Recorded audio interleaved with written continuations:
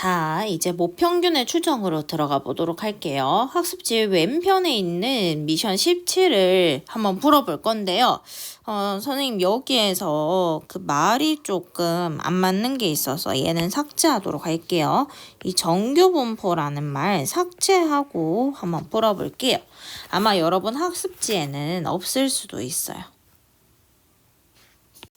자, 다 같이 3분 동안 풀고 다시 영상 재생해 주시기 바랍니다. 시작! 다 끝났죠? 같이 한번 보도록 하겠습니다. 여기서 정규분포를 따른다고 한다. 이 말 삭제하라 그랬어요. 어느 고등학교 학생 중에서 100명을 이미 추출했대요. 그럼 모집단은 뭐예요?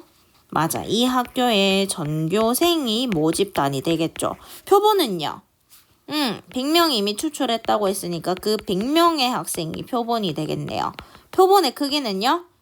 그치. 100명 뽑았으니까 데이터의 개수가 100개겠죠. 그래서 n은 100입니다. 그럼 얘들아, 그림 한번 그려보도록 할게요. 전교생이 있을 거예요. 요게 모집단이 되겠죠. 근데 여기에서 딱 몇 명만 뽑았대요? 그렇죠. 지금 100명만 뽑은 상태입니다. 100명 뽑아서 평균 구해봤더니 얼마라는 소리야.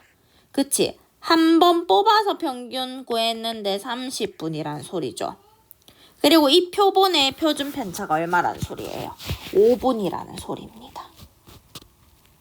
그러니까 한마디로 x1부터 x100까지 있을 때 얘네들을 전부 다 더해가지고 100으로 나누는 값이 30이라는 소리고요. 이 30으로부터 자료들이 떨어져 있는 이 정도가, 즉, 이 표준 편차가 5분이라는 소리입니다. 2번 볼게요. 이 학교 전체 학생의 평균 통학 시간이 얼마일까요? 30분이라고 답한 사람 손들어 봅니다. 조용히. 자, 딱 들켰어요. 얘들아, 한 번 표본 뽑았는데 평균이 30이 나왔어. 그러면 모집단에, 그러니까 모평균도 30이라고 볼 수 있을까? 볼 수 있겠다고 한 사람도 있고 볼 수 없겠다고 한 사람도 있을 거예요. 볼 수 있겠다고 한 이유는 뭘까요? 왜냐하면 앞에서 표본 평균의 분포를 살펴봤을 때 표본 평균의 평균은 모평균이랑 같아진다고 했으니까 얘도 30이라고 볼 수 있는 거 아닌가요? 라고 하는 학생도 있을 거고, 아니에요 선생님, 오히려 표본 평균의 분포를 다 살펴봤을 때 그 평균이 30에 가까운 거지 한 번 뽑는다고 해서 평균이 30이지는 않아요 라고 이야기하는 학생들도 있겠죠. 물론 이건 답은 없어요. 30이라고 보는 학생도 있을 거고 없는 학생도 있을 거고 전부 다 가능하다라는 이야기죠. 그래서 요게 이번 시간에 배우게 될 핵심 내용입니다. 자, 그러면 위에서 추측한 값이 모평균이랑 동일할까? 방금 이야기했다시피 동일한 학생도 있을 것이고 아닌 학생들도 있을 거라는 거예요. 자, 본격적으로 오늘 내용 한번 살펴보도록 할게요. 자, 이렇게 모집단이 있는데요. 모집단이 확률 변수 x를 쓴다고 했고 정규분포를 따를 때 모평균, 모표준 편차의 제곱 형태로 표현한다고 했어요. 근데 여기에서 쌤이 이 100개 정도를 이미 추출해가지고 이렇게 표본을 만들었어요. 그럼 그 표본 평균을 x바라고 한다고 했죠. 근데 걔를 한 번 뽑았어요. 한 번 뽑았어요. 근데 한 번 뽑으면 우리 앞에서도 그랬잖아요. 단감 이야기할 때 한 번 뽑아가지고 평균 구하면 그게 모집단을 대표할 수 있을까요? 그건 잘 모르겠다. 그쵸? 그래서 사실은 우리가 모집단을 전체 다 조사하지 못해서 표본을 뽑아가지고 표본 조사를 하는 건데 이 표본 조사도 한 번 뽑을 것 같으면 안 하는 이만 못하다 싶고 또 여러 번 뽑은 것 같으면 아니 그렇게 해서 계속 이렇게 여러 번 뽑아가지고 걔네의 분포 상태를 살펴보는 거는 그냥 차라리 모집단을 조사하는 게 낫지 않을까 싶을 정도로 또 복잡해지죠. 그래서 딱 한 번만 뽑아가지고 이 데이터를 토대로 모집단을 추정하는 것을 우리는 모평균의 추정이라고 합니다. 모평균의 추정. 자, 다시 이야기할게요. 우리가 표본 조사를 할 때에도 표본을 한 번만 뽑아서는 그 데이터가 정확하지는 않아요. 그래서 여러 번 뽑아가지고 표본 평균의 분포 상태를 살펴봐야지 정확한데, 그렇게 하다 보니까 오히려 모집단을 그냥 조사하는 게 나을 정도로 시간도 오래 걸리고 돈도 많이 들고 어차피 그거나 똑같다라는 거죠.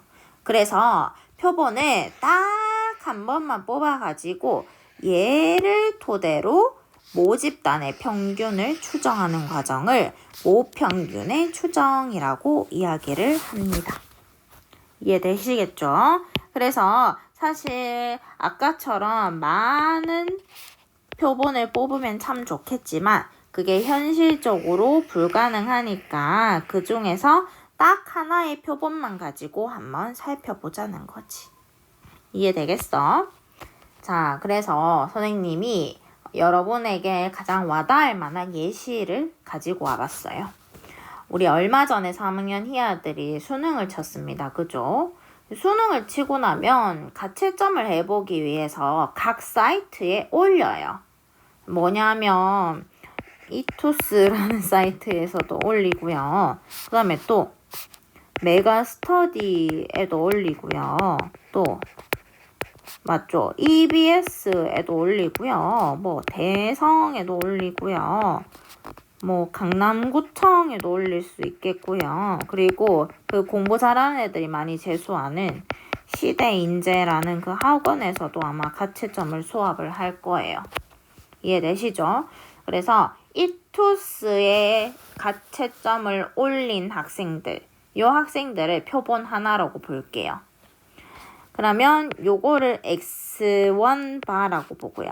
메가스터디를 X2바라고 보고요. EBS를 X3바라고 보고요. 대성을 X4바, 강남구청을 X5바, 시대인재를 X6바라고 볼게요. 얘네들이 평균이 나왔겠죠? 뭐 예를 들어 볼게요. 이투스는 1등급 컷이 96이야. 메가스터디는 95. EBS는 허수가 많아서 93. 대성은 메가스터디랑 똑같은 95. 강남구청은 94. 시대인재는 97 이렇게 볼게요. 말도 안 되죠. 근데 시대인재 공부 잘하는 애들 많대요. 됐나요? 요렇게 한번 예시를 들어볼게요. 자, 아직 수능 성적표가 안 나왔다, 그쵸? 그래서 내가 시험 치고 이제 우리 반 학생들 몇 등급 맞을까 싶어가지고 이투스에만 딱 들어갔다, 선생님이. 근데 보니까 1등급 컷이 96인 거야. 아직 수능 성적표 안 나왔잖아. 근데 이 사이트 하나만 보고 옆에 선생님한테 선생님, 우리 반 애들 망했어요. 1등급 컷 96점이에요. 이랬다? 엥? 그렇게 추정해도 되는 거야? 싶은 생각이 들죠, 여러분? 이렇게 딱 하나의 표본만 보고 이 96점이 아마 모평균이지 않을까라고 추정하는 거를 점추정이라고 해요. 왜 점추정이냐 하면요. 선생님이 그래프 하나 그려보도록 할게요. 이렇게 정규분포 그래프를 그렸는데 여기에 모평균이 있다라고 한번 해보죠. 근데 이 모평균이 얼마인지 모르는 상태에서 x1을 구했더니 x1이 한 이쯤 위치했어요. 96점이라고. 이게 모평균이랑 똑같다라고 해서 요 점 하나가 모평균이라고 동일시하는 걸 점추정이라고 해요. 근데 이게 아니죠. 이게 아니잖아. 왜? 난 이 투수 하나만 봤잖아. 그래가지고 옆에 선생님이 선생님 96점 아니에요. 제가 EBS 봤더니 93점이던데요. 이러셨어. 그래요? 제가 이 투수 봤을 땐 96점이었는데. 에이 선생님 점 추정하니까 그렇게 되죠. EBS는 93점이에요. 아 그래요? 그래가지고 그래프에 93점을 93점이 어디 위치하는지 몰라요. 근데 어쨌든 요쯤에 있다고 해보죠. 여기에 93점이 있다고 보는 거예요. 이해되세요? 그래서 이제 그 선생님이 우기시는 거예요. 선생님 96점 공부 잘하는 애들만 올려서 그래요. EBS 허수 많아가지고 이게 맞아요. 93점이에요. 수능 1등급 거 93점 나올 거예요. 이것도 점 추정이에요. 왜냐하면 또 표본 하나만 보고 이야기하는 거죠. 그러니까 이게 정확하지 않다는 거예요. 이런 걸 점 추정이라고 합니다. 그때 이제 똑똑한 선생님이 나타나요. 선생님들, 우리가 지금 이렇게 아무리 논하고 있어도 어차피 뒤틀립니다. 우리 이렇게 점 추정하면 안 돼요. 구간 추정해야 돼요. 쌤 방금 뭐라 그랬죠? 그거 맞아요. 구간 추정을 해야 됩니다. 무슨 말이냐 하면요. 어느 구간에서 어느 구간까지 있는 값들은 전부 다 유의미하다고 보는 거예요. 다시 말해서 수능 1등급 컷이 얼마나 올지는 모르겠지만 어쨌든 구간 A부터 B 사이 안에 요 사이 안에 아마 1등급 컷이 있지 않을까요? 라고 이렇게 구간으로 추정하는 걸 구간 추정이라고 그래요. 그래서 우리가 확통에서 배우는 추정도 바로 구간 추정입니다. 무슨 말인지 이해되겠죠? 그래서 구간 추정을 하는 방법에는 두 가지가 있어요. 첫 번째는요, 여러분, 신뢰도라는 말이 나올 건데요. 신뢰도 95%로 추정하는 구간 추정이 있고요. 두 번째는요, 신뢰도 99%로 추정하는 구간 추정이 있어요. 자, 이게 무슨 말이냐면 우리가 표본 6개를 평균을 다 구해서 이렇게 적어봤는데 사실 이 이투스 메가스터디 EBS 대상 강남구청 시대 인재 중에서 진짜 이건 비현실적이다 싶은 값이 있죠. 주관적으로 뭐예요? 시대 인재예요. 선생님 97점 1등급은 좀 아니지 않아요? 이런 생각이 들어요. 그죠? 그래서 이 아이들을 전부 다 신뢰할 수 없다는 거예요. 여러분 전청조 기억나시죠? 다시 이야기하면 I'm 신뢰해요. 할 수 있는 구간이 있다는 거예요. 그 구간 첫 번째가 바로 뭐냐 하면 신뢰도 95%인 구간입니다. 95%라는 소리는 무슨 소리냐 하면 확률의 0.95인 구간 안에서만 신뢰할게요. 이 말이에요. 확률이 0.95이려면 평균으로부터 요 반쪽 갈라진 요 부분의 넓이가 얼마가 돼야 돼요? 맞아요. 여기가 0.475가 되어야 되겠죠. 그래서 0.475 왼쪽에도 0.475가 되는 그 순간까지 그 구간까지만 I'm 신뢰해요 하겠다는 소리입니다. 그 다음 두 번째 신뢰도 99%는 뭐냐면요. 얘는 확률이 0.99인 순간까지 그 구간까지는 I'm 신뢰해요 하겠다는 겁니다. 그럼 확률이 99%가 나오려면 저 반쪽짜리의 확률이 얼마가 나와야 되겠어요?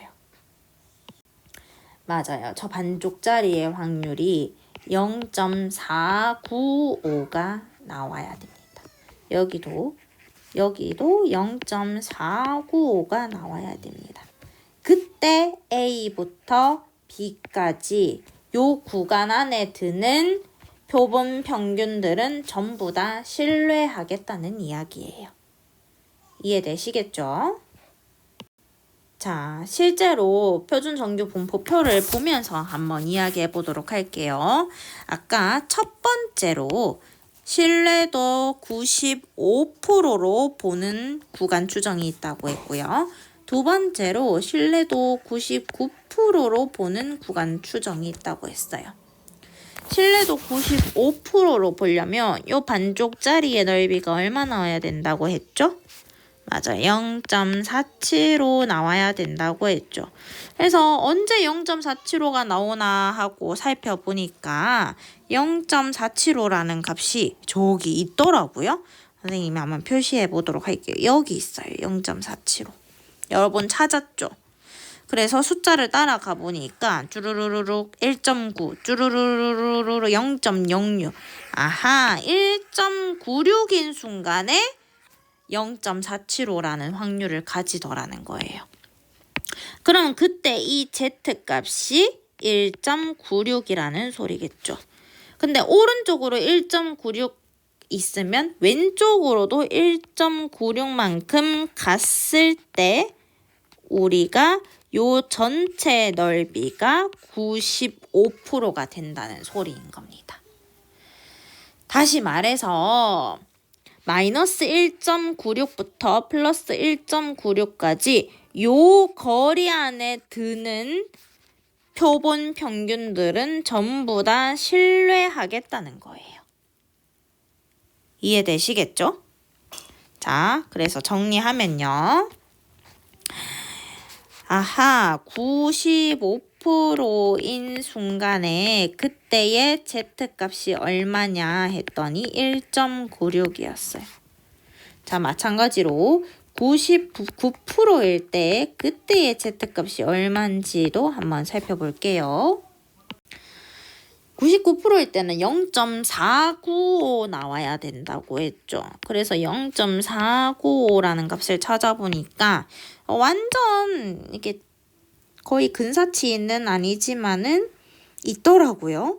어디 있냐 하니까 여기 있어요. 0.4951 보이시죠? 그래서 이때 값을 따라가 보니까 쭈루루루루 2.5 쭈루루루루 0.08 아하, 이때는 얼마라는 소리예요? 2.58이라는 소리예요. 왼쪽으로도 2.58이라는 소리예요. 다시 말해서 신뢰도 99%인 구간 추정일 때는 Z값이 2.58인 순간까지 I'm 신뢰해요 하겠다는 소리입니다. 그걸 다시 한번 정리해보면요. 이렇게 정규 분포 곡선이 있고요. X바, 즉 표본 평균의 분포 상태를 나타냈을 때 우리는 확률값을 구할 때 평균으로부터 몇 시그마 떨어져 있는지를 살펴보는 게 포인트라고 했어요. 맞나요? 그런데 그 시그마의 값이 어느 순간에? 그렇지. 1.96인 순간에. 1.96인 순간에 요 구간의 확률이 몇 퍼센트가 된다는 거예요. 95%가 된다는 거예요.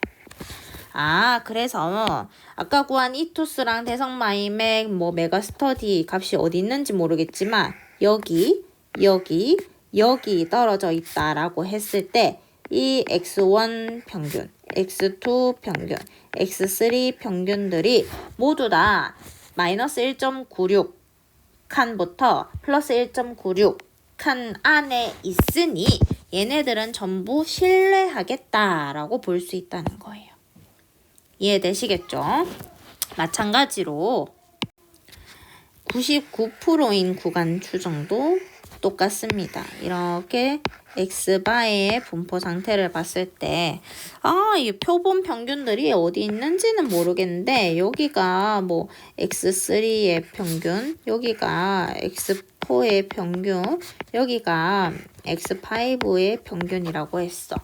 그때 99%의 확률로 신뢰한다는 소리는 이 평균으로부터 떨어진 거리가 어디 아닐 때. 그렇지. 마이너스 2.58칸부터 플러스 2.58칸일 때까지 요 구간 안에 들 확률이 99%라는 소리고, 요 빨간 띠끔 처리된 안에 표본 평균만 신뢰하겠다는 거예요. 그럼 지금 이 상황에선 누가 나가리가 되는 거죠? 맞아요. X5 표본 평균은 나가리 되는 거예요. 이해되시겠죠? 그래서 얘네만 I'm 신뢰하겠다라는 뜻입니다. 됐나요? 그럼 이거를 수식으로 나타내 볼 수 있어야 되겠죠? 자, 같이 수식으로 한번 정리해 보도록 하겠습니다. 정규 분포 곡선을 그려주고요. 우리는 구간 추정을 해서 표본 평균의 신뢰도를 측정할 거예요. 두 가지 방법이 있어요. 첫 번째, 신뢰도 95%의 신뢰 구간. 두 번째, 신뢰도 99%의 신뢰 구간. 어느 것이든 구하는 이치는 똑같습니다. 제가요, 선생님, 1등급 컷 평균을 구해봤는데요. X1 반은 여기 있고요. X2 반은 여기 있고요. X3 반은 여기 있어요. 뭐 등등등등 많아요. 근데 어디까지가 신뢰할 수 있는지 궁금해요. 오케이, 식으로 한번 세워보자. 이 모평균이 어디 있는지는 모르겠지만 어쨌든 얘네들을 95%의 신뢰도로 I'm 신뢰요를 하고 싶을 때에는 이렇게 하면 돼. 너네가 구한 표본 평균이 있을 거야, 그지?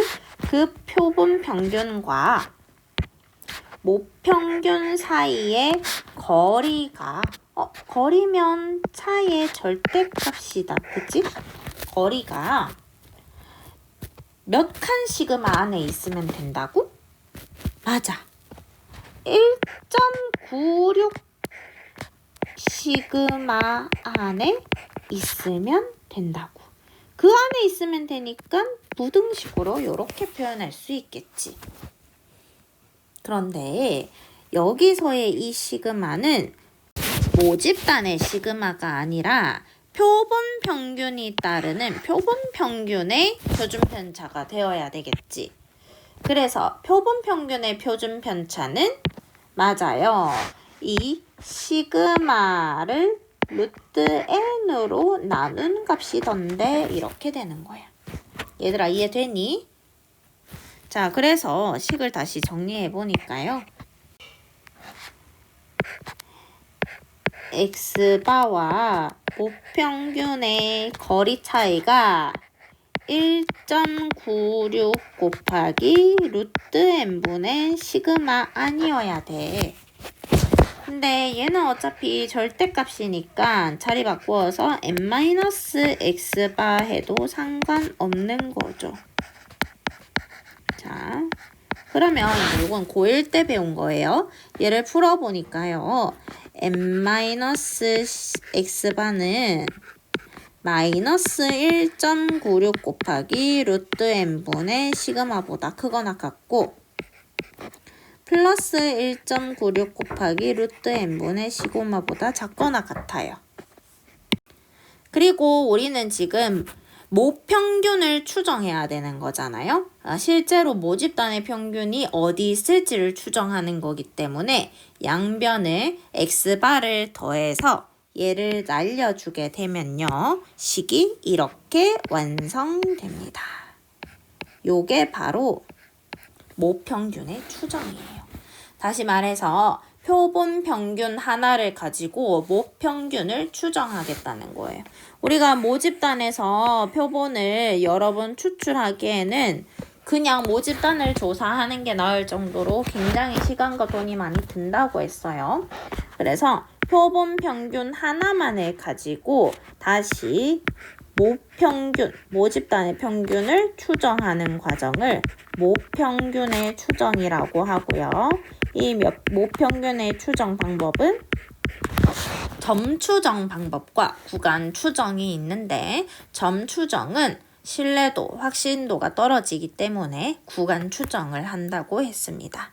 그래서 가장 많이 쓰이는 신뢰 구간이 첫 번째 신뢰도 95%의 신뢰 구간이고요. 두 번째 신뢰도 99%의 신뢰 구간입니다. 이들은 다시 말해서 얘와 얘 사이에 모평균이 포함될 확률이 95%라는 의미예요. 쌤 아까 뭐라 그랬어요? 요 구간부터 요 구간까지의 확률이 95%라는 소리죠. 1등부터 95등까지는 전부 다 신뢰하겠다는 뜻입니다.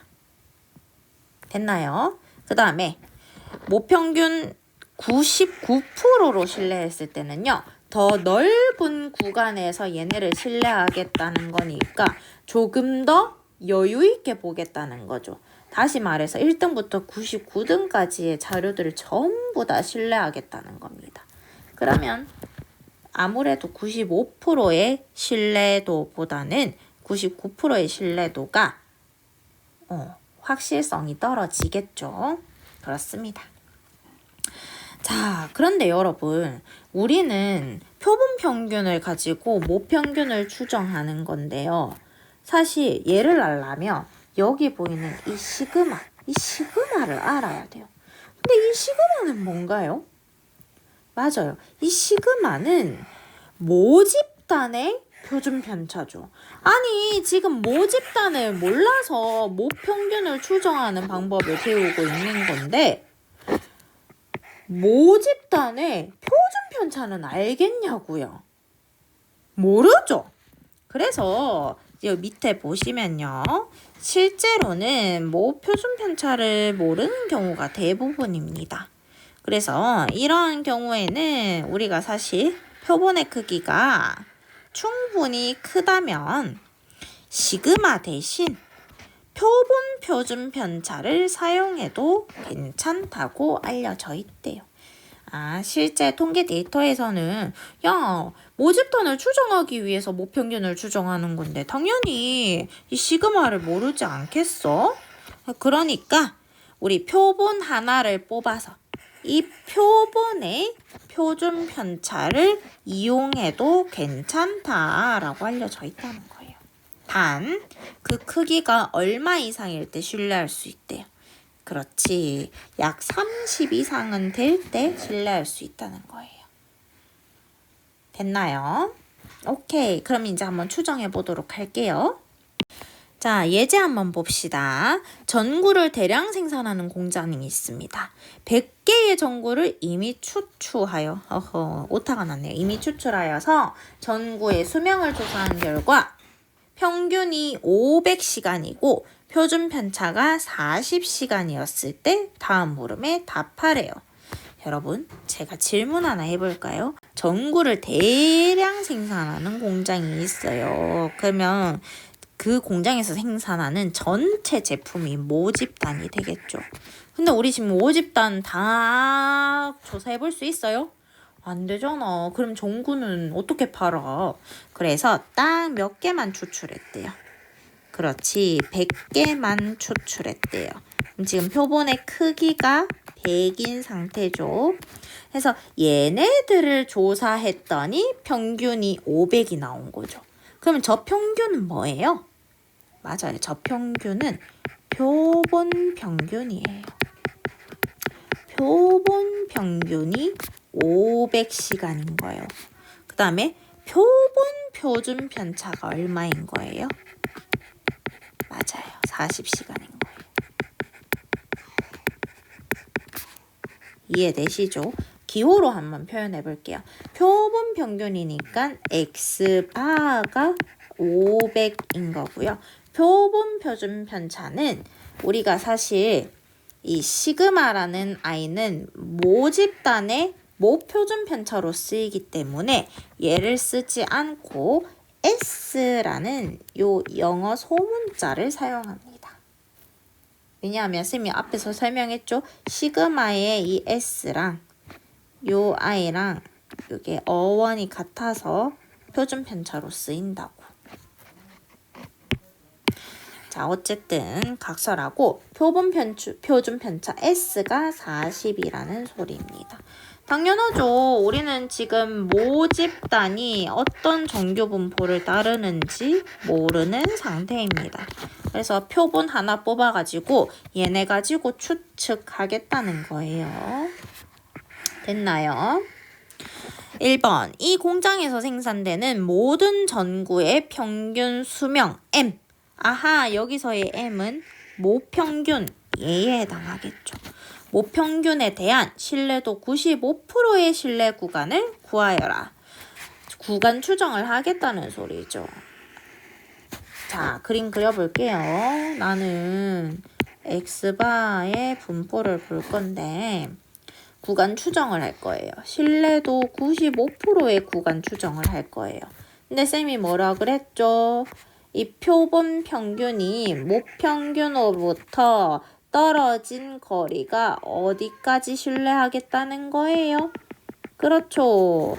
위에 나와 있어요. 뭐라 했냐면 요 반틈짜리의 확률이 0.475일 때 두 개짜리는 0.95가 된다고 했어요. 아하, 그게 바로 95%의 신뢰 구간이죠. 그래서 0.475짜리는 Z가 1.96일 때래요. 다시 말해서 1.96칸 시그마 갔을 때 요 구간이 바로 0.475의 확률을 가진다는 거죠. 마찬가지로 반대쪽도 똑같아요. 마이너스 1.96칸 시그마 갔을 때 요게 전체 합하면 95%가 된다는 거죠. 요 안에 있을 확률을 구하여라 이 말이에요. 이해됐나요? 그래서 어떻게 구한다고요? 식으로? 맞아. 표본 평균과 모평균의 차이가 얼마 아니어야 되냐면 몇 걸음, 몇 칸 아니어야 되냐면 1.96칸 아니어야 돼. 근데 여기서의 시그마는 맞아요. 모집단의 시그마가 아니라 그렇지. 표본의 시그마가 되어야 되겠죠. 그러니까 표본의 시그마는 시그마로 안 쓰고 뭘로 쓴다고요? 40으로 쓴다고요. 이해되세요?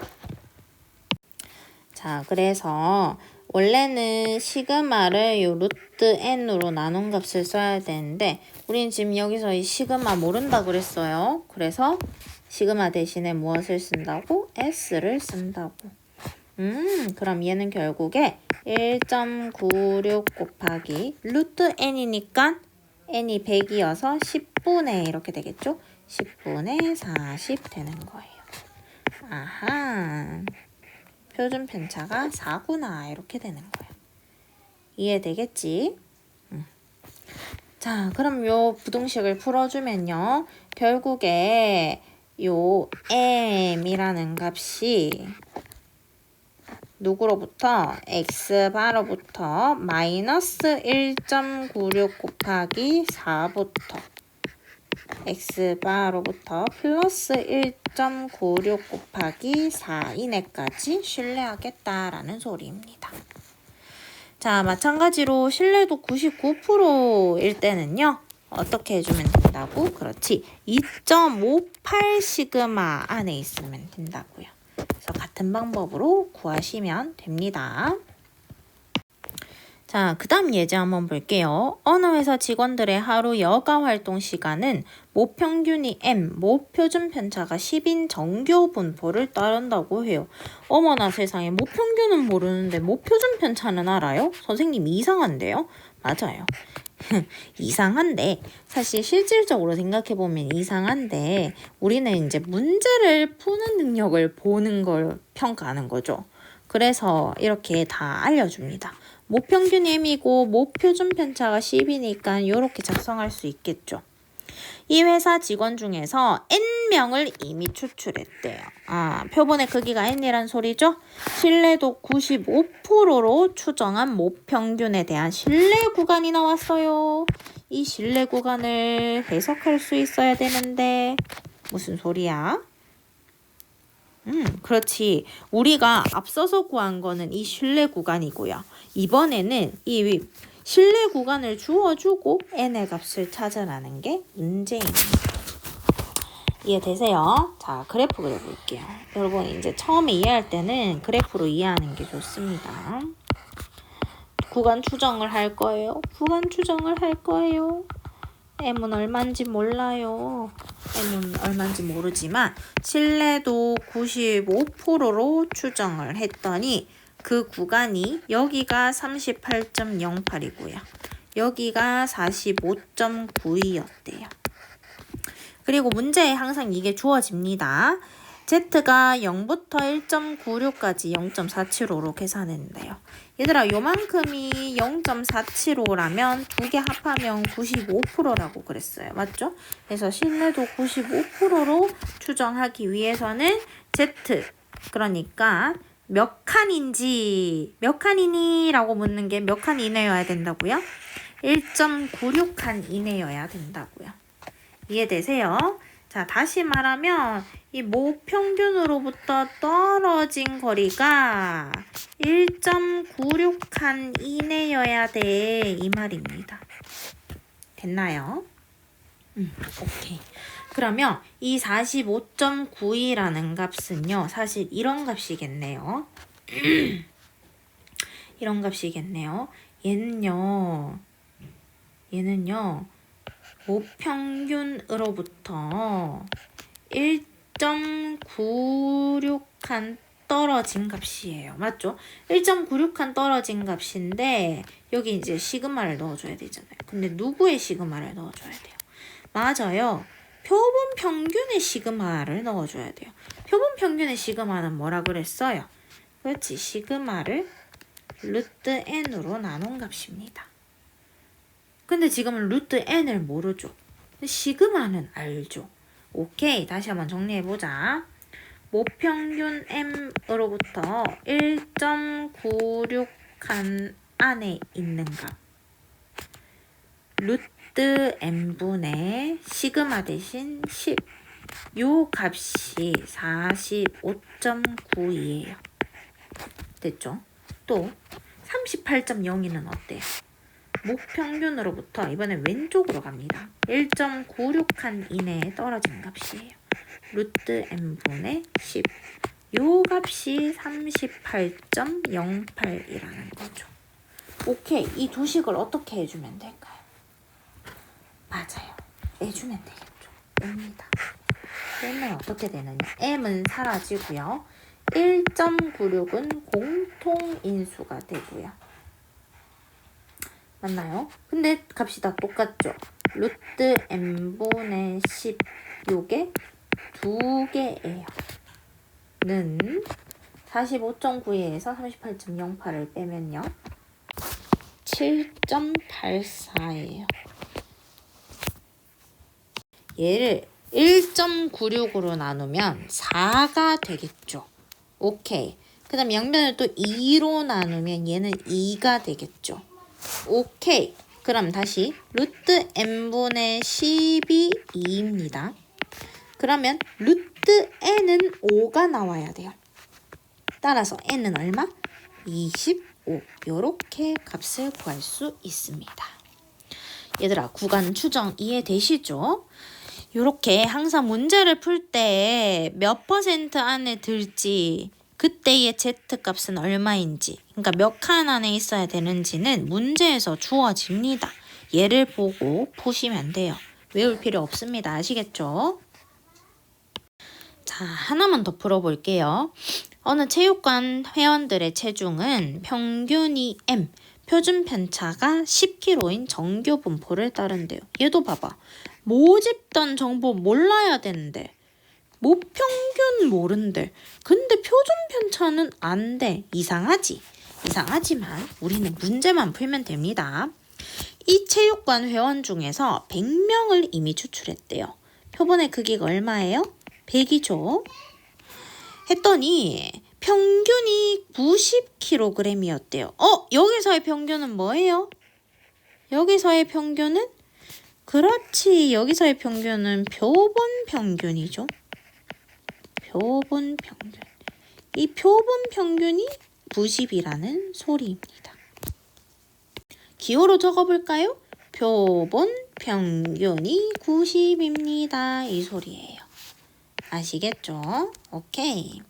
신뢰 구간을 구하시오. 쌤 뭐라 했어요? 자, 공식을 외우기 전에 이해를 먼저 해야 됩니다. 모평균이 대칭 축일 거예요. 그리고 x바가 어디 있는지 모르겠어요. 어디 있는지 모르겠지만 x바가 여기 있다고 해보죠. x바의 위치가 여기입니다. 그리고 그게 몇 칸 시그마 안에 있어야 돼요? 맞아요. 1.96칸 시그마 안에 있어야 신뢰도 95%가 되는 거예요. 여러분 이 말 해석할 수 있겠죠? Z가 즉 몇 칸 아니니 이 말이잖아요. 몇 칸 같니? 마이너스 1.96칸부터 플러스 1.96칸 안에 있어야 돼 이 말입니다. 쌤이 계속 하던 이야기죠. 요거랑 요거 안에 있어야 돼 이 말입니다. 이해되겠어요? 오케이. 마이너스 1.96칸. 1.96칸 이내에 있어야 돼 이 말이야. 식으로 적어보자. 모평균과 표본 평균의 차, 즉 거리가 1.96칸 안에 있어야 돼. 근데 여기는 이제 시그마를 적어줘야 되잖아. 누구의 시그마야? 그치? 표본 평균의 시그마야. 그럼 뭔데? 루트 n분의 시그마죠? 루트 n분의 시그마니까 루트 n 10분의 시그마 11. 아하, 1이네. 이해됐어요? 1이네. 자, 따라서 우리가 아는 값을 넣어서 식을 다시 정리해보면요. 요게 90입니다. 그쵸?